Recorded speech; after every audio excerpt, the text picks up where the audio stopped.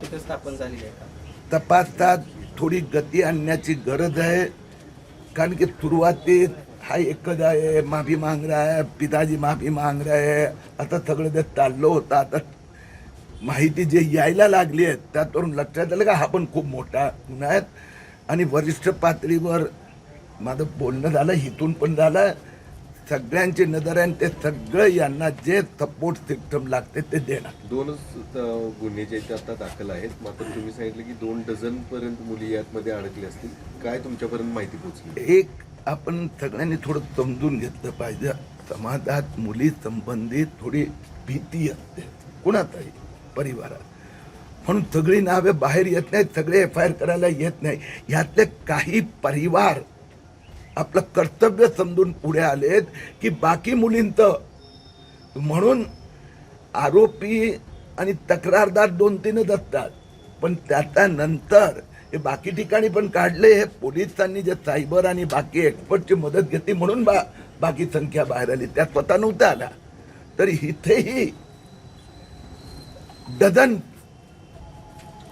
मुलींची यांनी छेडछाड केली आहे. आपण प्रॅक्टिकली जे शिरोळी पुलाची हातकणंगले येथील जी घटना आहे, मला खात्री आहे की 2 डझनहून अधिक मुलींना त्यांनी फसवलं आहे.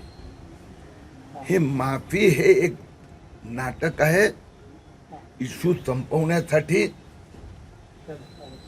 उच्च अधिकाऱ्यांची चर्चा झाली आहे. अजून तर त्याचे फोन, त्याची ॲप, वेगवेगळी साईट हे तपासायचं बाकी आहे. दुसरी मुलगी आली, दुसरा आरोपी आला. कारण महाराष्ट्रात गेले 1 महिन्यात, एप्रिल महिन्यात हे 6वं अशा प्रकारचं प्रकरण बाहेर आले. आणि सगळ्या ठिकाणी कुठे 2 डझन, कुठे 12 डझन, सगळ्या ठिकाणी कोण आहे? सगळेच मुस्लिम माफिया आहेत. नाशिक पासून सुरुवात झाली आणि गँग असते. मी इथे पोलिसांना सांगितलं हा 1-2 माणसाचं का नाही, पूर्ण गँग, त्यांना ट्रेनिंग दिले जाते. पैसा मालेगावहून येतो या लोकांना. नाशिकला दानिश, तौसिफ, अमरावती परतवाडा येते आयान अहमद आणि त्याची गँग. अग्रीपाडा, महालक्ष्मी, तिथे पण मी परवा जाऊन आलो. तिथेही मोर देन 1 डझन, 2 डझन मुलीची नावं बाहेर आली आहेत. तिथे अशरफ सिद्दीकी, घाटकोपरला फिरोज इक्बाल, तो मीरा रोडला जो प्रसंग झाला थोडा वेगळा पण त्याच पद्धतीचा, धर्म जिहादवाला तो जय जुबेर, आणि इथे शाहिद सानदे. म्हणजे आहे कोण? दानिश आहे, तौसिक आहे, आयान आहे, अहमद आहे, अशरफ आहे, फिरोज आहे, जैब आहे, शाहिद आहे. हे सगळं धर्मांध, कट्टरपंथी, फॅनेटिक, टेररिस्ट मुस्लिम माफियांचं काम आहे. हिंदू मुलींना, हिंदूंना घाबरवणं. आणि त्यासाठी मी मान्य मुख्यमंत्री कार्यालयात पण विनंती केली आहे. SIT सगळ्या ठिकाणी होत आहेत, पण या सगळ्यांचं सामूहिक अध्ययन झालं पाहिजे. मी केलं आणि माझ्या लक्षात आलं सगळ्या ठिकाणी मेथडॉलॉजी तीच आहे. Photo, video, I love you पासून मग ब्लॅकमेल करणं. या प्रकरणात पण तपास अजून सुरू होत आहे. पोलिसांना मी रिक्वेस्ट केली आहे, त्यांनी मान्य केली आहे. माफी थोतांड आहे अनेक मुली. आणि मी जनतेला आवाहन करू इच्छितोय, हे तुम्ही लोकांच्या लक्षात आणून दिलं, तुमच्यामुळे हे बाहेर आलं. त्या सगळ्या ठिकाणी परिवार बाहेर आला आहे. तर बाकी लोकांनी पण आपल्या मुलींसोबत आता प्रकारचे षडयंत्र ते शिकार होत असेल माहिती द्यावी, ज्याच्यामुळे कायमसाठी हे जिहाद माफियांचा आपण महाराष्ट्रात अंत आणू. खूप आपल्याकडचे पत्रकार किंवा ॲक्टिव्हिस्ट खूप जागृत आहेत, जबाबदार आहे. तपासाचा जर बाहेर सांगायला लागलो तर तो तपास पुढेच जाणार नाही, परत परिवार भ्यायला लागणार. म्हणून जेवढं सांगायचं असते तेवढंच ते मला सांगतात. मी त्यांना मदत देतो, गाईडलाईन देतो, आयडिया देतो.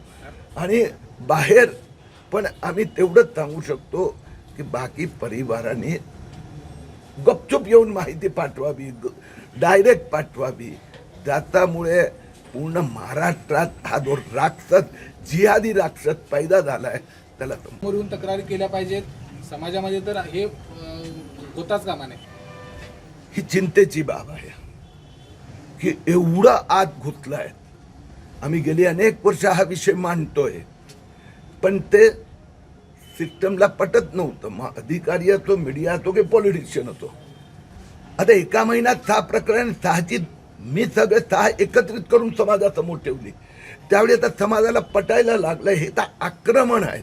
मी गेले 1.5 वर्ष बांगलादेशी जन्म प्रमाणपत्राचा घोटाळा काढतोय. तर मला तसेच प्रश्न विचारले जातात ना, वाया पत्रकार, पॉलिटिशियन, हे बांगलादेशी आहे त्याचा प्रूफ काय? मी म्हणाले नंतर बघले तो हिंदुस्थानी आहे त्याचा प्रूफ माग ना, ते नाही आहे ना त्याच्याकडे. मग तो बांगलादेशी आहे, पाकिस्तान, ह्या सगळ्यांमध्ये मुस्लिम माफिया आहेत. आणि हळूहळू वातावरण चांगलं झालं.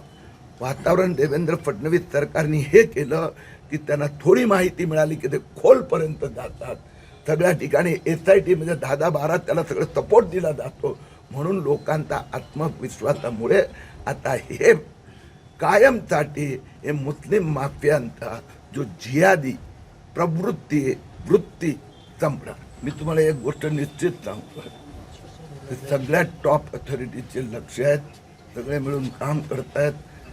आणि ज्यावेळी अंत होणार त्यावेळी जे सगळे आकडे बाहेर येणार ना, त्यावेळी एक समाधान वाटणार. तपासासाठी ज्या ज्या संस्थेची गरज भासणार, इन्क्लुडिंग पब्लिक, त्या सगळ्यांची मदत घेतली जाणार. SIT त्यातलं एक साधन आहे, साध्य नाही. म्हणून इथूनच मी 2 सिनियर लोकांशी बोललो. मी बोललो म्हणजे मंत्रालयात की आणखीन पुढे. तर SIT म्हणजे अंत नाही आहे. आणखीन ज्या ज्याची मदत लागणार, एक्सपर्ट ऑथॉरिटी, ती घेतली जाणार. नंबर 2, आत्ताचं जे आमचं लक्ष आहे ना, माझी ताई फसली आहे, माझी माई फसवण्यात आली आहे, त्याच्यावर आहे. कशामुळे फसली काय? कारण की तो माणूस हा फसवणारा आहे, त्याचं इंटेन्शन हे आहे जिहादींचं, धर्मांधता. कुठलं तरी प्रेम प्रकरण झालं, धर्म कुठला की जात कुठली, पण त्यात तिथे आपण म्हणू शकतो की लोभ हे झाला. इथे तो जो फसवणारा आहे त्याचं इंटेन्शनच हे आहे. तो एका वेळी 10, 12, 15 मुलींचे हे करत असतो. म्हणून त्याला त्या दृष्टीने माझा ताई माईला मी आता दोषी धरणार नाही. फक्त परिवाराने त्यांना कळलं तर बाहेर यावं. या काही प्रकरणात असं बाहेर आलं.